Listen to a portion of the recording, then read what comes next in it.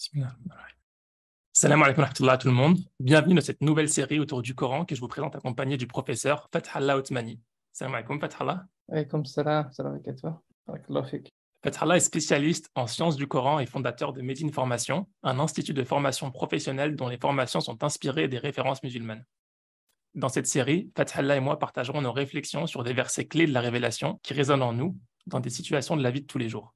Alors Fathallah, qu'est-ce que cette série a de particulier selon toi? L'un des sujets de prédilection sur lesquels je travaille depuis plusieurs années, c'est d'essayer de faire en sorte que les gens aient une relation directe avec le Coran et qu'on soit attentif à la parole d'Allah subhanahu wa ta'ala. Là, la particularité, c'est d'aller vers des formats très courts, orientés vers un public qui a plutôt une vie active assez prenante en général, je pense. On public, il y a beaucoup d'étudiants, beaucoup de professionnels. Et l'idée, c'est de faire en sorte qu'on arrive à entendre ce qu'Allah subhanahu wa ta'ala a à nous dire aussi dans ces contextes de vie-là, que ce soit la vie active, la vie professionnelle et autres, parce qu'il nous dit beaucoup de choses en fait. Et parfois, on a l'impression que c'est pas très accessible, alors qu'en réalité, il y a beaucoup de choses qui nous sont très accessibles. Et j'espère que ça débridera peut-être certains complexes, que ça nous facilitera l'accès afin de redevenir plus attentif à ce qu'Allah subhanahu wa ta'ala a à nous dire. Barakallahu fik, Fathallah. En tout cas, moi, je suis très enthousiaste par rapport à cette série. C'est vrai qu'on a souvent une relation assez distante avec le Coran, et même si elle est proche en termes de lecture et physiquement, il n'est pas très loin, mais en termes de réflexion et de ce qu'on en pense et comment il nous accompagne dans nos vies de tous les jours, c'est pas la même chose. Et on espère que ce format-là nous aidera, bi'idhnillah, à nous rapprocher de ce Coran, Inch'Allah. Alors aujourd'hui, nous allons aborder les versets 196 et 197 de la sourate 3, la famille d'Imran, Al-Imran. Fathallah, je te laisse lire ce verset. Inch'Allah. Bismillahirrahmanirrahim. لا يغرنك تقلب الذين كفروا في البلاد متاع قليل ثم مأواهم جهنم وبئس المهاد.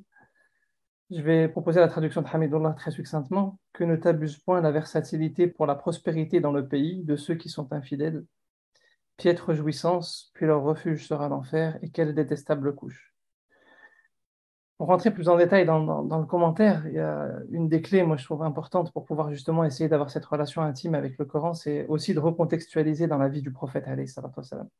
Avant de vous proposer une traduction peut-être un peu plus élaborée et prendre le temps de la commenter, c'est important de faire le lien et le parallèle avec ce que vivait le prophète alayhi salatu wassalam à ce moment-là, parce que les épreuves qu'il a vécues, je pense qu'on en vit tous à certains moments de nos vies.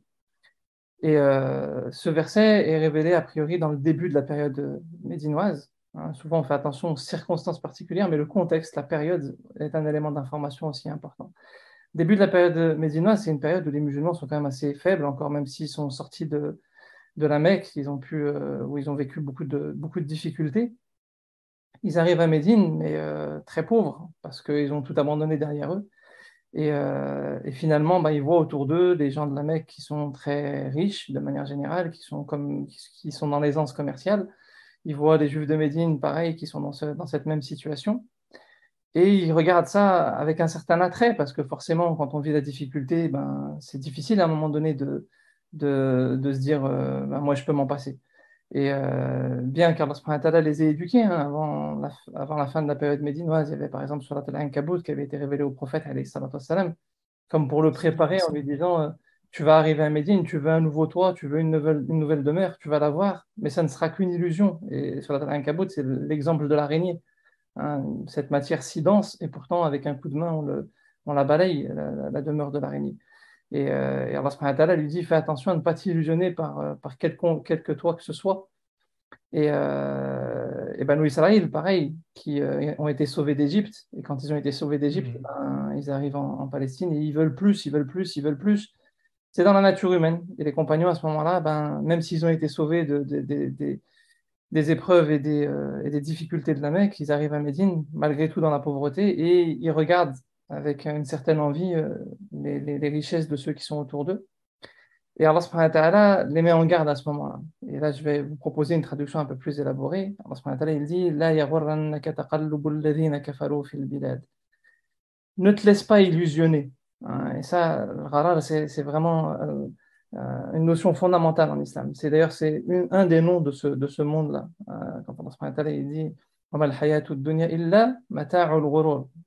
Parmi les deux caractéristiques principales qu'Allah subhanahu wa ta'ala mentionne par rapport à ce monde, c'est qu'il est éphémère qu'il ne dure pas et qu'il est illusoire en fait. C'est-à-dire qu'on a l'impression que ce monde-là qui est si matériel, si perceptible, si maîtrisable, est le monde vrai, alors qu'il va disparaître et c'est ce monde imperceptible, mais qu'on peut ressentir, ce monde qu'on ne peut pas maîtriser, mais qui est bien existant et qui a un impact sur nos vies et sur la manière dont on voit les choses et sur le paradigme par lequel on regarde les choses, qui est lui le monde réel. Et Allah subhanahu wa ta'ala il dit la yaghurrannaka, ne te laisse pas illusionner. Et on se laisse souvent illusionner par tout un tas de choses en fait. Et là, spécifiquement, Allah subhanahu wa ta'ala il dit ne te laisse pas illusionner par taqallubul ladhina kafaru fil bilad. Et il parle de ladhina kafaru.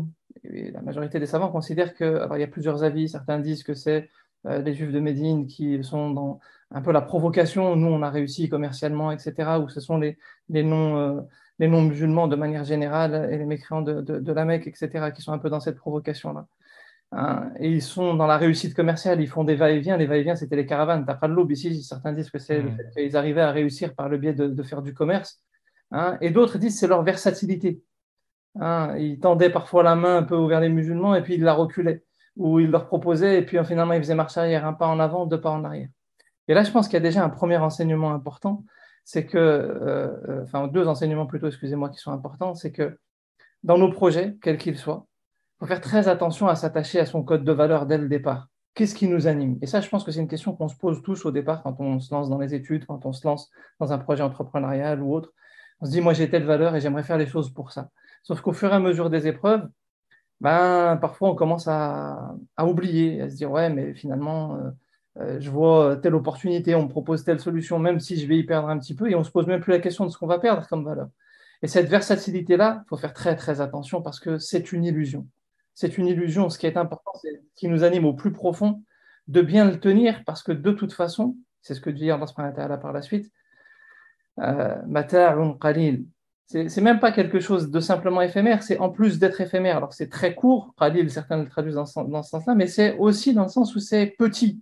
C'est pas quelque chose qui a de la valeur. C'est-à-dire que toi, tu vas t'attacher à des choses qui ont peu d'importance, qui en plus ne vont pas durer, et tu vas délaisser tes principes qui ont de la valeur, qui ont de l'importance, qui te définissent toi, qui te définissent surtout devant Dieu au-delà du regard des gens.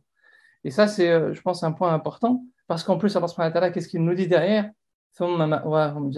Ces gens-là qui vacillent, qui se laissent porter par les phénomènes de mode, qui se laissent porter par les vents, qui n'ont pas une attache forte dans leurs principes, tout ça, pourquoi? Dans l'espoir d'avoir une demeure plus grande, dans l'espoir d'avoir une propriété plus grande, d'avoir plus de moyens, plus de ceci, plus de reconnaissance, plus de cela. Ben, Allah subhanahu wa ta'ala utilise le paradoxe. Leur demeure sera l'enfer. Hein, le ma'wa, c'est le refuge. Normalement, c'est censé être un lieu protecteur. Et nous, on fait des efforts dans nos affaires, dans nos études, etc. Parce qu'on a envie de se sentir sécurisé à un moment donné. Et voilà, c'est d'être humain. Mais ce qu'on oublie, c'est que c'est la foi et c'est l'attachement à Dieu qui sécurise fondamentalement avant tout. Et que cet attachement à Dieu, il se traduit dans des principes. C'est le mihad. Et c'est pareil, c'est-à-dire que le mihad, c'est la plaine, c'est-à-dire que c'est l'étendue.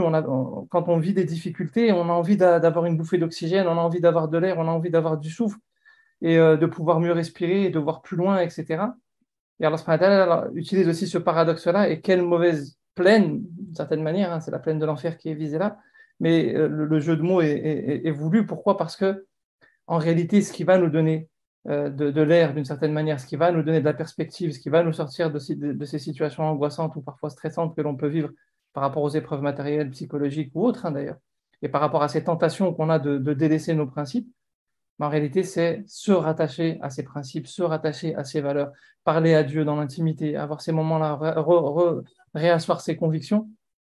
On ne va pas rentrer dans les versets suivants, mais les versets suivants le confirment, mais vont dans ce sens-là. Et d'ailleurs, Allah subhanahu wa ta'ala, dans la suite, il parle des gens du livre. Inna min ahli al-kitab illa man yu'minu billah. Il y a parmi les gens du livre des gens qui portent la foi. Comme pour nous dire, faites attention, ne lisez pas ce verset en vous disant, on doit juger ceux qui sont mécréants, on doit juger ceux qui nient les signes de Dieu, on doit juger les gens du livre, etc. C'est véritablement un verset adressé pour chacun de nous, pour qu'on ait un mode de vie sain. Ce n'est pas de juger l'autre qui est important. Ce qui est important, c'est que on soit dans une démarche de réforme et d'assainissement de nos modes de vie. Mais au-delà de ces enseignements, en fait, on va dire généraux, est-ce que toi, Abdelrahman, à ton niveau, ça t'évoque des situations de vie particulières? Bah, déjà, merci beaucoup, Fathallah, hein, c'était une explication très claire. J'ai eu le temps d'y réfléchir un petit peu avant cet enregistrement. Et en fait, je pense qu'à chaque niveau de notre vie, on a des différents types de choses qui nous donnent envie.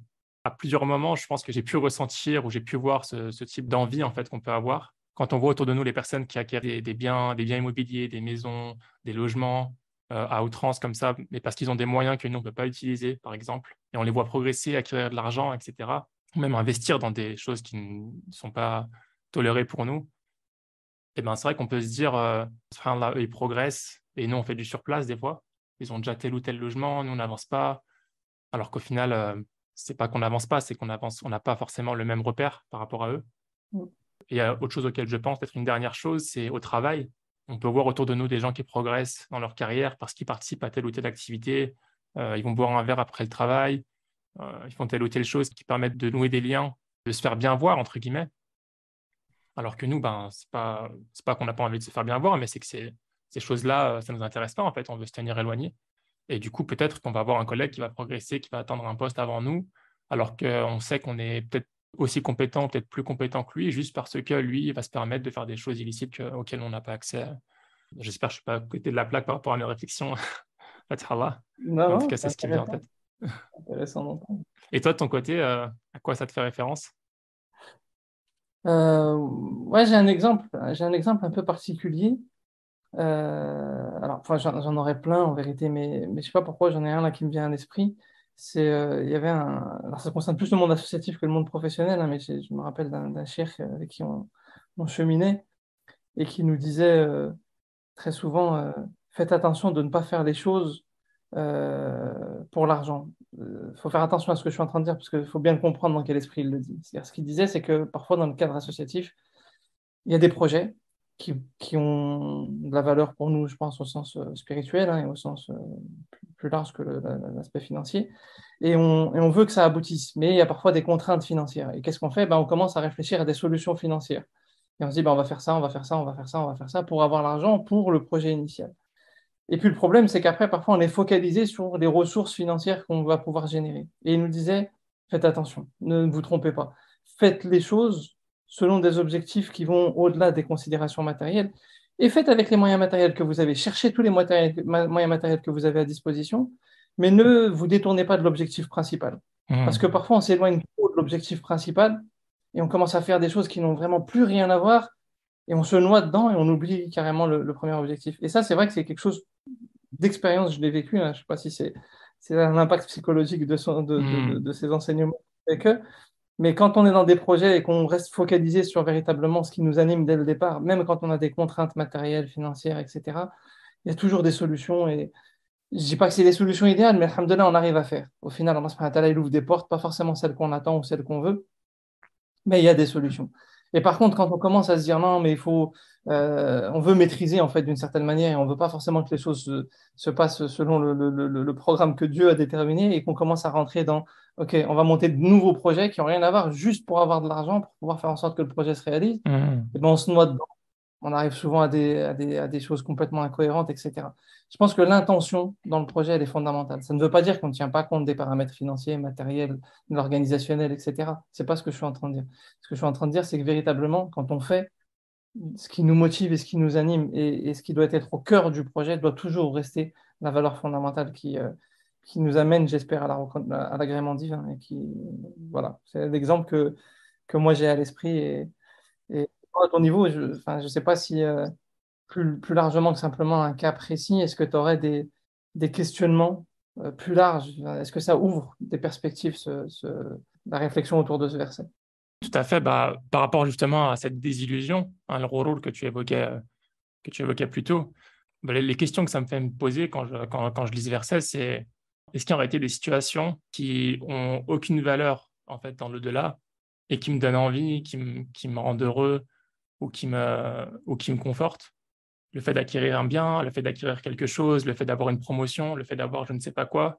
Est-ce qu'il y a des moments en fait dans ma vie où ça prend pas trop de place, où il n'y a pas trop justement cette versatilité que tu évoquais aussi plus tôt?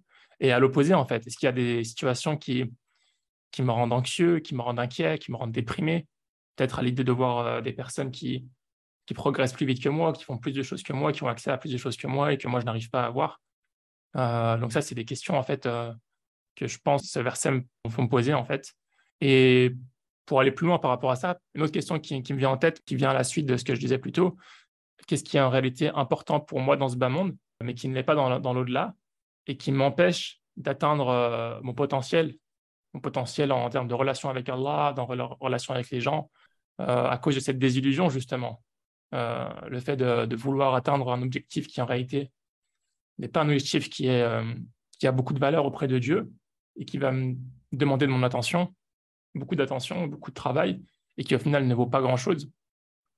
Et comme tu disais plus tôt, la question qui vient, je pense, qui entoure tout ça, c'est est-ce que nous désirons la récompense de ce bas monde ou de l'au-delà? Je pense que c'est la question là, qui englobe un peu tout ça. Quand on regarde les gens qui progressent, tout ça, et que ça nous donne envie, en réalité, est-ce qu'on désire ce bas monde ou est-ce qu'on désire l'au-delà? Donc, l'effet que ce verset a sur moi, je pense, hein, c'est d'être attentif à ces sensations que je peux avoir dans ces situations. Il y a des choses qui me donnent envie ou moins envie, qui me dépriment, etc. À me remettre en question par rapport à ça. Ça me permet aussi de relativiser, de remettre les choses à leur place. Et toi, Fathallah, quels sont les questionnements que ce verset te pousse à avoir et quels effets transformateurs ça a sur toi? En fait, ouais, c'est vrai que dans ce que tu évoques, il y a pas mal de choses qui. C'est-à-dire que cette question de pourquoi on fait les choses, en fait. Quel est notre objectif et toujours se demander quelle est la valeur de cet objectif-là aussi. C'est-à-dire que il y a des choses qui peuvent nous sembler être importantes, mais finalement elles sont importantes dans une vie qui va pas durer et c'est petit, quoi. C'est pas si important que ça auprès de Dieu. Matar Khalid, c'est aussi ça. Il faut redéterminer. Enfin, moi, à mon niveau, en tout cas par rapport à mon expérience de vie, moi, j'interviens beaucoup, conférences, cours, etc. Et je sais que le rapport à l'image, par exemple, est quelque chose qui est difficile à gérer, surtout dans les premières années. Avec le temps, après, c'est quelque chose qui, alhamdoulilah, mais au début, c'est une vraie problématique. Et avec les années, je me suis rendu compte qu'en vérité, c'est une vraie problématique chez beaucoup de gens. Euh, Hmm. et parfois, on va, par rapport à des problématiques d'image, décider de faire ou de ne pas faire certaines choses ou de changer notre approche, etc. Et souvent, ce que je dis aux gens, c'est que le regard est une prison. Il faut faire très attention, en fait. Hmm. Il faut jamais oublier le regard de Dieu, en fait. Parce que c'est ça qui doit nous animer profondément, parce qu'en vérité, on va vers lui. Il faut être attentif à son regard à lui. Et les regards qui sont périphériques, certains peuvent avoir de l'importance, hein, comme il dit le prophète, alayhi salatu wa sallam, le croyant est le miroir du croyant. Donc ça peut parfois nous aiguiller et nous aider, mais parfois ça devient vite une prison. C'est-à-dire que quelqu'un dit ça de toi, ben toi tu veux changer, mais en réalité, est-ce que c'est en cohérence avec tes objectifs? Est-ce que ce regard, il est là pour t'aider ou est-ce qu'il est là pour t'éloigner? Ou même inversement, c'est-à-dire que parfois tu vas te mettre la pression à refuser de faire certaines choses parce que tu as peur qu'on te juge ou qu'on dise de toi ceci ou cela. Et le regard de Dieu, c'est ça la vraie valeur en fait. Donc moi je dis, enfin, en quoi ça fait écho ce verset, c'est plus vraiment à une échelle personnelle, c'est qu'il faut faire très attention et on vit une époque où justement le rapport à l'image est très emprisonnant. Hmm. Euh, Hmm. Ça, je Hmm. pense qu'il faut y être attentif, faut pas se laisser emprisonner par le rapport à l'image. On est ce qu'on est. De toute façon, on va partir à un moment ou à un autre. On a nos faiblesses et nos forces. Et c'est le regard de Dieu qui est important. C'est ça qui doit nous préoccuper. On fera peut-être un verset sur ce sujet plus tard, parce que si je rentre dans... J'avais un verset qui me venait à l'esprit, mais on aura l'occasion dans d'autres épisodes, Inch'Allah.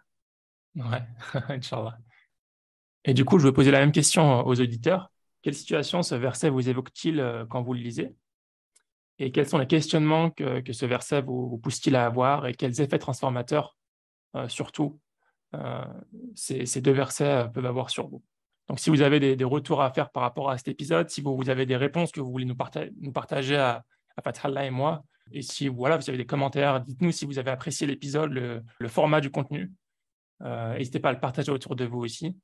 Sinon, on va essayer au niveau de ce format, on va commencer, Inch'Allah, par un épisode toutes les 2 semaines qui vont remplacer les interviews en fait, du dimanche, une fois sur deux.